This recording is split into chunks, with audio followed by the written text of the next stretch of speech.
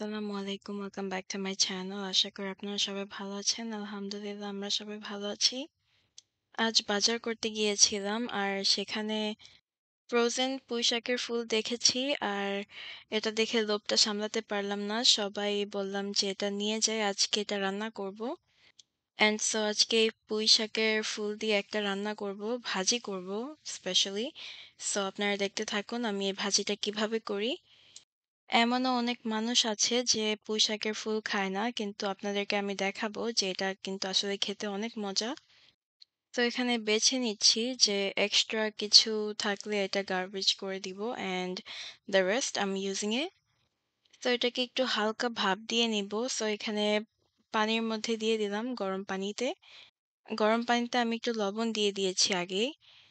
এখন এই পুঁইশাকের ফুলটাকে একটু ভাপ দিয়ে নিব কারণ এটা যদি ফ্রোজেন রান্না করতে যাই তাহলে এটা রাবারি হয়ে থাকবে। এটা খেতে এতটা মজা লাগবে না। এই পুঁইশাকের ফুলটা আমাদের বাড়িতে সবাই খেতে অনেক পছন্দ করে কারণ এটা খেতে অনেক মজা। অ্যান্ড বিকজ এটা যখন চাবানো হয় এটা অনেক crispy and it test really good. So আমি পানিটাকে ঢেলে ফেলে দিয়েছি আর পুঁইশাকের ফুলটা আমি ঝরা দিয়ে দিয়েছি। এখানে একটা প্যানের মধ্যে আমি তেল দিয়ে শুকনো মরিচ দিয়ে দিয়েছি আর সাথে দিয়েছি পাঁচফোড়ন।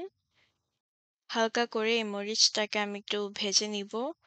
আর এটা একটা তেলের মধ্যে ভালো একটা স্মেল আনবে। আর ভাজিতে পাঁচফোড়ন দিতে হয় যেন খাবারটা খেতে একটু মজা লাগে। সো আমি এখন পেঁয়াজ কুচি দিয়ে দিয়েছি। এখন ভালো করে পেঁয়াজটাকে সফট করে নিতে হবে। ভাজি হচ্ছে অনেক সিম্পল একটা রেসিপি। এই ভাজি সবাই বানাতে পারে। কিন্তু এই পুঁইশাকের ফুলটা এটা সবাই খায় না অথবা রান্না করে খেতে পারে না। সো আজকে আপনাদের জন্য এটা নিয়ে এসেছি। তো পুঁইশাকের ফুলটা আমি আজকে শুধু এভাবে ভাজি করব না। আমি আজকে আলু দিয়ে এই ভাজিটা করছি। এখানে ২ টা আলু নিয়েছি। আলুটাকে ছোট, ছোট কিউব পিস করে নিয়েছি। আর এটার মধ্যে হালকা করে একটু হলুদ দিয়ে দিয়েছি for a little color। ভাজিতে যদি একটু কালার না হয় তাহলে এটা দেখতে সুন্দর লাগবে না। সো শুধু আলুটার মধ্যে একটু হলুদ দিয়েছি। এখন এটাকে কিছুক্ষণ ঢেকে রেখে দিব। আলুটা আস্তে, আস্তে নরম হচ্ছে। সো এখন আমি একটু লবণ দিয়ে দিলাম।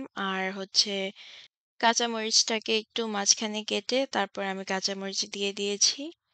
ভালো করে আলুটাকে মিক্স করে নিচ্ছি। আর দেখুন কালারটা কিন্তু অনেক সুন্দর এসেছে। ঝরা দেওয়া পুঁইশাকের ফুলটা আমি দিয়ে দিয়েছি। এটা দেখতে অলরেডি অনেক সুন্দর দেখা যাচ্ছে। এখন ভালো করে আলুর সাথে এই পুঁইশাকের ফুলটাকে আমি মিক্স করে নিব। এটা খুবই সিম্পল একটা recipe and it's really easy to make. আপনারা পুঁইশাকের ফুলটা না ফেলে দিয়ে এইভাবে করে বানিয়ে খান। আপনাদের কাছে অবশ্যই অনেক ভালো লাগবে। কিছুক্ষণ পর, পর ভাজিটাকে আমি ঢেকে দিচ্ছি আর ঢাকনা তুলে এটাকে নেড়ে নিচ্ছি। কারণ আমাদের আলুটা এখনো ফুলি সেদ্ধ হয়নি। শুধু পুঁইশাকের ফুলটা সেদ্ধ হয়ে গেছে। কিন্তু এটাকে ভালো করে ভেজে নিতে হবে যেন এটা খেতে অনেক মজা লাগে।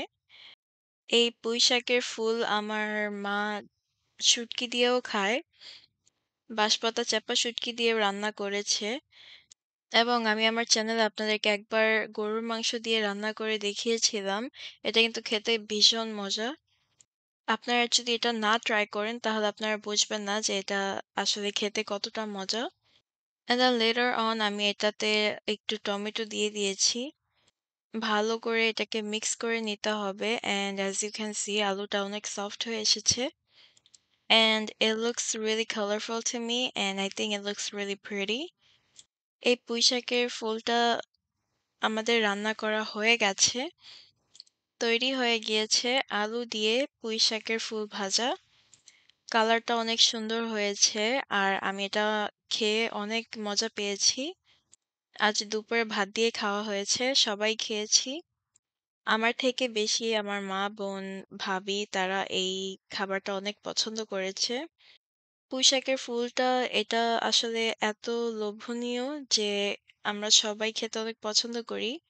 অ্যান্ড এই বছর আমাদের বাগানে হয়নি এখনো, তাই এটা দোকান থেকে কেনা হয়েছে। সো আরেকটা রেসিপি আপনাদেরকে দেখাবো। সো এটা আপনারা দেখতে থাকুন। একটা বোলের মধ্যে আমি এখানে টক দই নিয়েছি। দিচ্ছি একটু হলুদের গুঁড়ো, একটু মরিচের গুঁড়ো, দিচ্ছি ধনে গুঁড়ো, জিরে গুঁড়ো, গরম মসলার গুঁড়ো, আদা রসুনের পেস্ট, কাশ্মীরি মরিচের গুঁড়ো for a little color, a little bit vinegar, দিচ্ছি তান্দুরি মসলার গুঁড়া আর হচ্ছে স্বাদ মতো লবণ, a little bit of lime juice। এখন ভালো করে মসলাটাকে আমি মিক্স করে নিচ্ছি। এই রেসিপিটাও অনেক সিম্পল অ্যান্ড অনেক মজাদার। এটা আপনারা অবশ্যই এটা ট্রাই করে দেখবেন। অল্প একটু তেল দিয়ে দিয়েছি। ভালো করে মিক্স করে নিচ্ছি। তেলটা দিয়ে আমি পুরোটা মসলাটাকে ভালো করে মিক্স করে নিয়েছি and everything is well done. And so এখানে আজকে চিকেন নেওয়া হয়েছে। এই চিকেনটাকে আমি এই মসলার সাথে রান্না করব। ইটস বেসিক্যালি তন্দুরি চিকেন, কিন্তু এটাকে আমি শুধু আজকে ভাজবো এই মসলার সাথে মিক্স করে কতক্ষণ ম্যারিনেট করে রাখবো। ভালো করে চিকেনটাকে মিক্স করে নিয়েছি মসলার মধ্যে। বড় একটা প্যানের মধ্যে ট্রান্সফার করেছি কারণ ছোট প্যানের মধ্যে বেশি congested হয়ে যায় and so I needed more space. And so আমি এটাকে একটু একসাথে করে নিচ্ছি কারণ এটাকে আমি এখন কোয়েলের একটা স্মেল দিব। এই কোয়েলটাকে আমি গরম করে এখন মাংসের মধ্যে একটু স্মেলটাকে দিয়েছি। কোয়েলের উপর একটু ঘি দিয়েছিলাম। And it smells really good. এটা অনেকটা ভাজা, ভাজা একটা স্মেল থাকবে। Basically a barbecue smell. এখন একটা, একটা করে মাংসটাকে আমি ভেজে নিব তেলের মধ্যে। তেলটা আস্তে, আস্তে গরম হচ্ছে। আমি পুরোপুরি তেলটাকে গরম করিনি। স্লাইটলি গরম করে আস্তে, আস্তে মাংসগুলোকে দিয়ে দিচ্ছি ভাজার জন্য। মাংসর কালারটা অনেক সুন্দর এসেছে আর হচ্ছে এটা ভেজে তারপরে খাবো। এটা কিন্তু খেতে অনেক মজা লাগবে। Tandoori chicken and with a barbecue smell. And so আজকে বেশি কিছু রান্না করা হয়নি। এই মাংসটাকে ভালো করে ভেজে নেওয়া হচ্ছে। চিকেনটাকে এভাবে করে রান্না করলে বাচ্চারা খেতে অনেক পছন্দ করে, তাই ওদের জন্যই করা হয়েছে আজকের এই মাংসটা। আজকের ২ টা রেসিপি অনেক ইজিলি বানিয়ে নিয়েছি। আশা করি আপনাদের কাছে ভিডিওটি ভালো লেগেছে। And thank you everyone for your support. তো আজ এই পর্যন্ত। আল্লাহ হাফেজ। আসসালামু আলাইকুম।